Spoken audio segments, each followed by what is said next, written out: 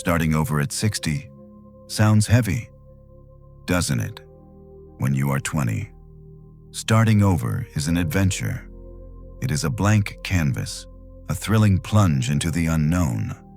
When you are 30, starting over feels like ambition. It is a strategic pivot, a necessary course correction on the way to your ultimate peak. But at 60, starting over can feel terrifyingly like failure. Perhaps a long career has abruptly ended, leaving you standing in the sudden, deafening quiet of a Tuesday morning with nowhere to be.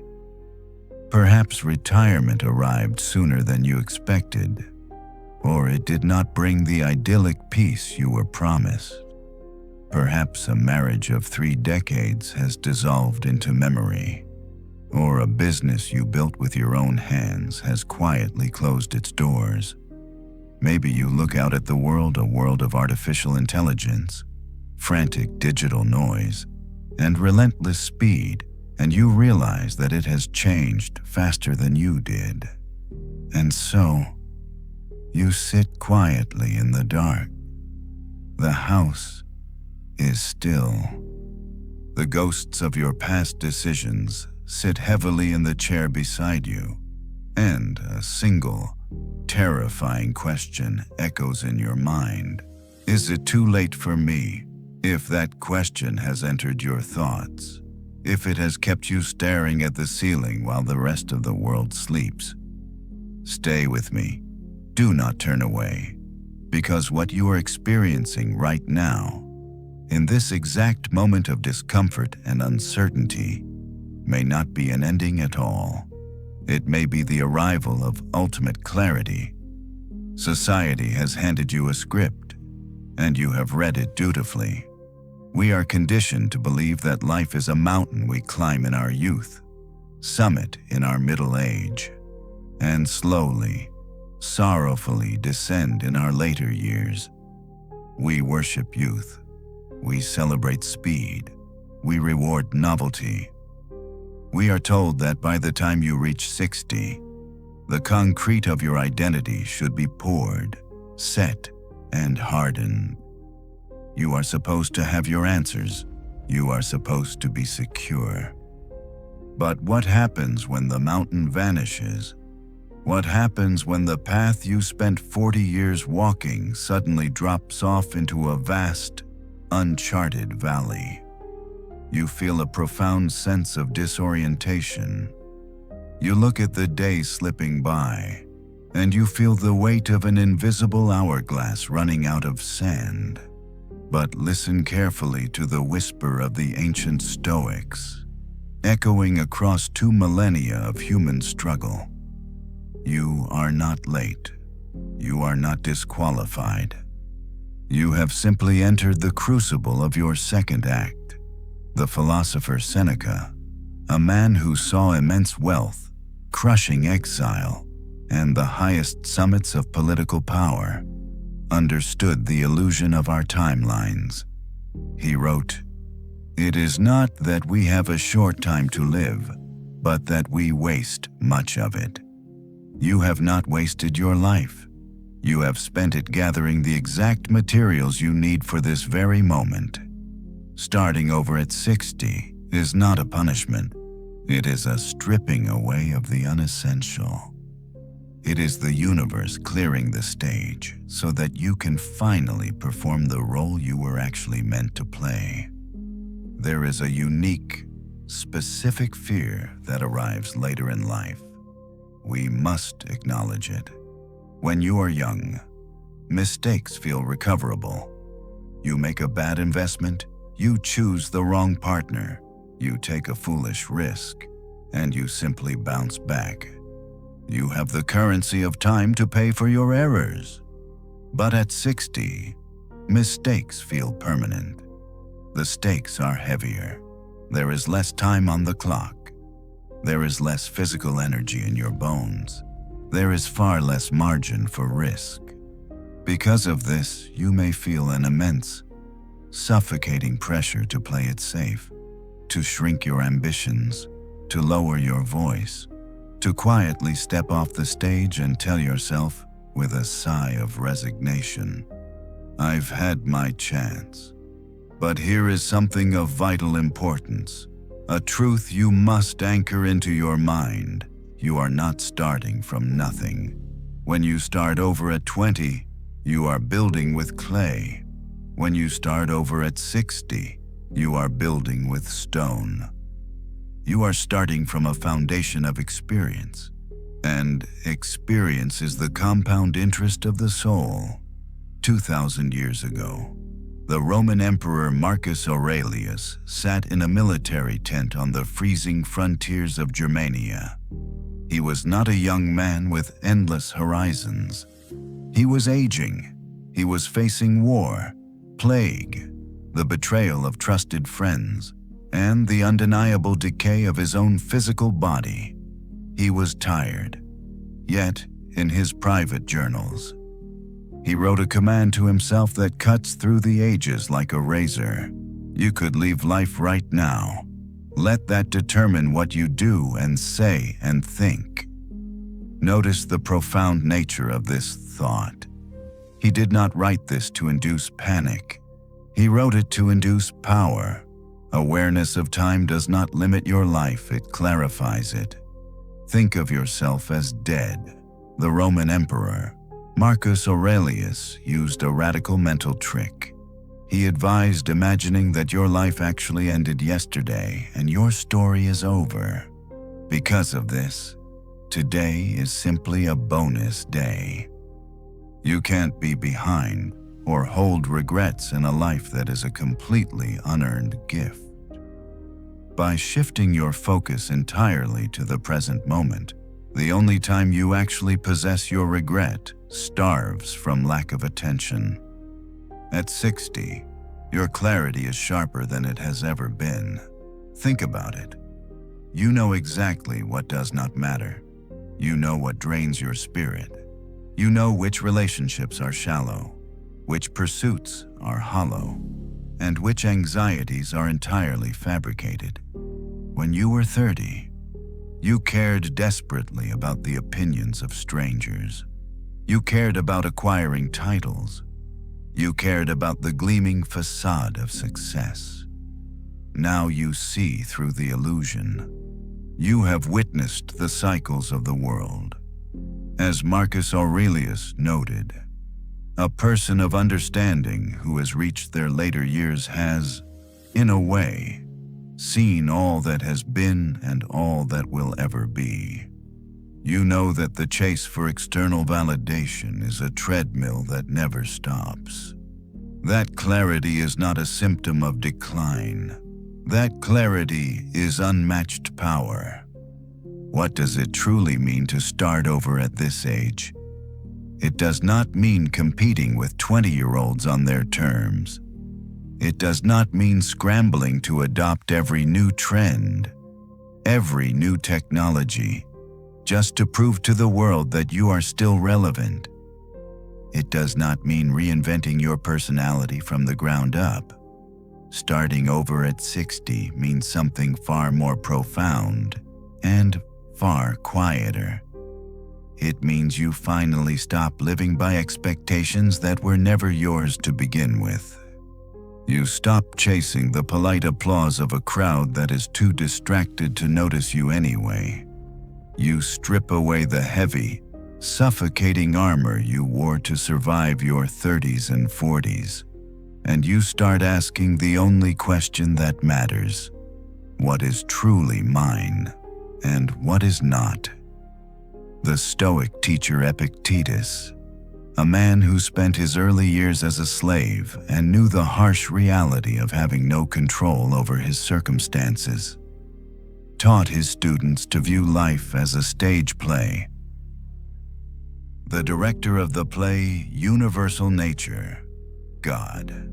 Fate assigns the roles. You do not get to choose your casting. For decades, you played the role you were given. You played the ambitious executive. You played the provider. You played the exhausted, self-sacrificing parent. You played the dutiful spouse. But now, The act has ended. The curtain has fallen on that phase of your life. The director has handed you a new script. The stage is bare. You have a choice. You can stand in the center of the empty stage and weep for the old costume. You can refuse to speak your new lines because you miss the old ones. Or you can accept the new role with absolute, unwavering mastery.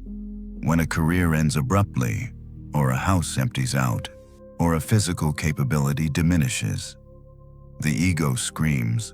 It feels like a loss of identity, but Stoicism offers a radical reframe. Your identity was never your job title. Your identity was never your bank account. Your identity was never your youth. Those were what the Stoics called preferred indifference, things that are nice to have, but entirely unnecessary for living a virtuous, peaceful life. When you lose them, you have not lost yourself.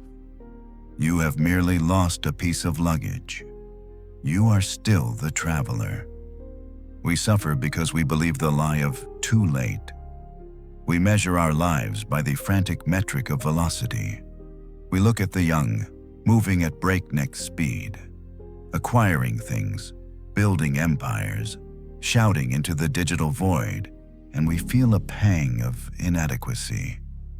We ask, why am I not moving that fast? Because you are no longer a weed trying to break through the soil. You are the oak. Society worships youth. It celebrates speed. It rewards novelty. But depth comes only with time. A tree that has stood for 60 winters does not apologize for the slow, silent growth of its roots. It does not look at the rapidly sprouting saplings around it with envy. It knows that when the inevitable storms come, the shallow roots will be torn from the earth. The oak will remain. You are not behind. You are rooted, and roots are an invisible, unshakable strength. Listen to the words of Seneca. He wrote to a friend, "It is not that we have a short time to live, but that we waste much of it." When you are 20, you waste time because you believe your supply is infinite. You endure shallow conversations. You tolerate toxic relationships. You engage in meaningless stress over things that do not matter. At 60, the waste becomes glaringly obvious. Your vision is piercing. You no longer have the patience for the superficial. You understand the sharp sting of loss. You understand the bitter taste of regret. And precisely because of that, you finally understand true value. Young people possess energy, but you possess perspective. And perspective is infinitely rarer. Starting over at this age is an act of distilling your life. It is boiling down the chaotic broth of your past until only the pure, potent essence remains. You don't need 1,000 friends. You need 3 true ones. You don't need the world to know your name. You need to be at peace with the person you see in the mirror. Here is the danger. Here is the trap you must avoid at all costs.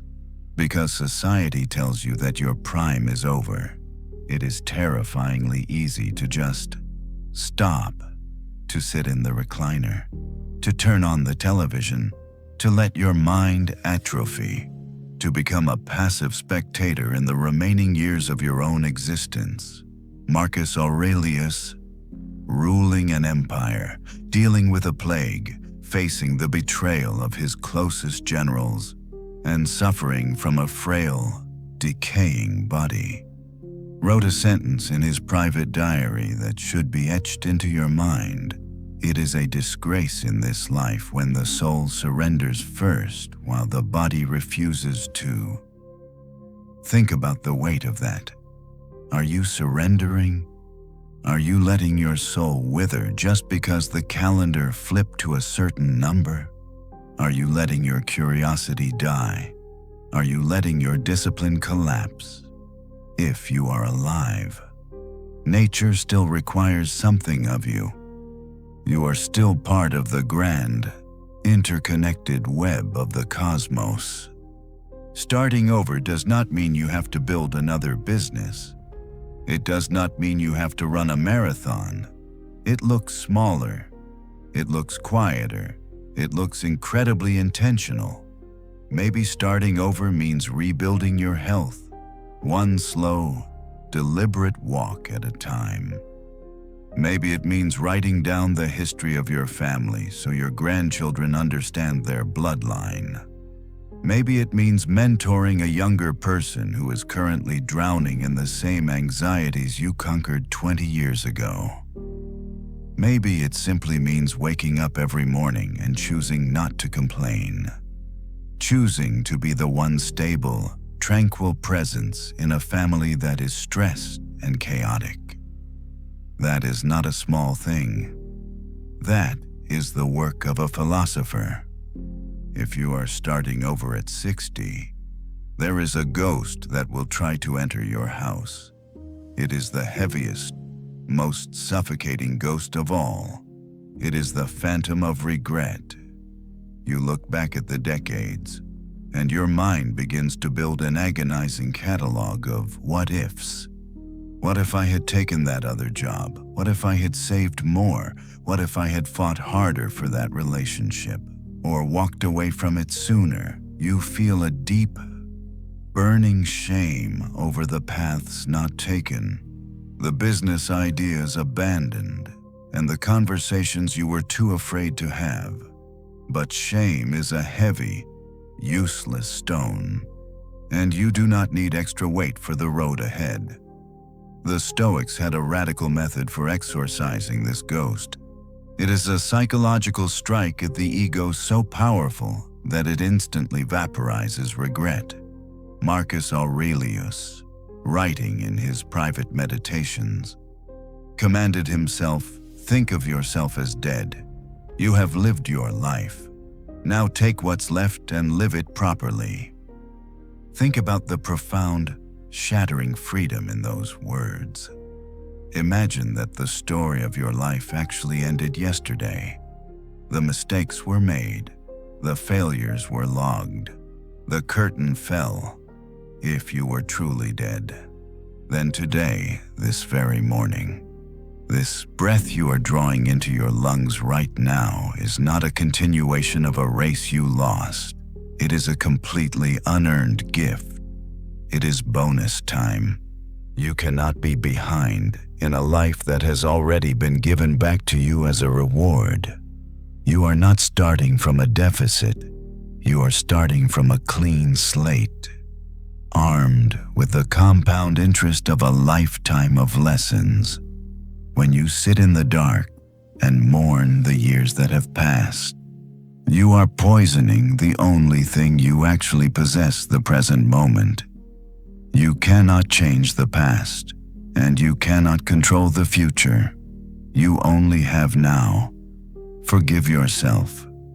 You made the best decisions you could with the knowledge, the fear, and the limitations you had at the time. Now, you know more. That is not failure. That is the painful, beautiful process of human growth. What is the purpose of this second act? If you are not building an empire, if you are not climbing a corporate ladder, what are you supposed to do? You are supposed to become useful in a completely different way. Seneca, one of the wealthiest and most powerful men in Rome, spent his youth and middle age striving, politicking, and fighting for influence. But late in his life, when he was forced into retirement and the chaotic noise of the world faded, he discovered his true calling. He realized that a person is alive when he is of use to many, and he is alive when he is of use to himself. He wrote to his friend, explaining that his greatest contribution was not made in the noisy Senate, but in the quiet of his room. "I am working for later generations. he explained, writing down some ideas that may be of assistance to them. I point other men to the right path, which I have found late in life. This is the monumental shift of your 60s. You transition from the warrior who fights the battles to the sage who draws the maps. Your duty does not end just because your career did. The Stoics believed that it is every man's duty to make himself profitable to mankind if he can, to many, if not, to fewer, if not, to his neighbor, and if not, to himself. If you can no longer serve the public in a grand capacity, give counsel at home. Be a faithful friend. Be a temperate, calming presence in a world that has lost its mind. Look around you. The younger generations are drowning. They are drowning in anxiety, in the pressure to perform, in the shallow waters of digital comparison. They do not need you to compete with them. They need you to show them how to survive. They need to look at you and see someone who has endured the crushing blows of life and remained standing, free of bitterness, free of rage. Your quiet, steady endurance is the greatest gift you can offer the world.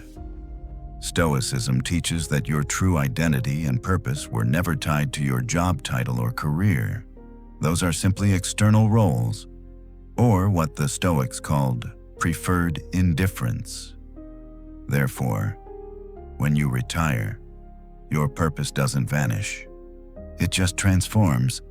Instead of focusing on external ambition, the Stoics view retirement as a season to turn inward, distill your life's lessons, and share your accumulated wisdom. It is a transition from being the warrior who fights daily battles to the sage who draws the maps for others.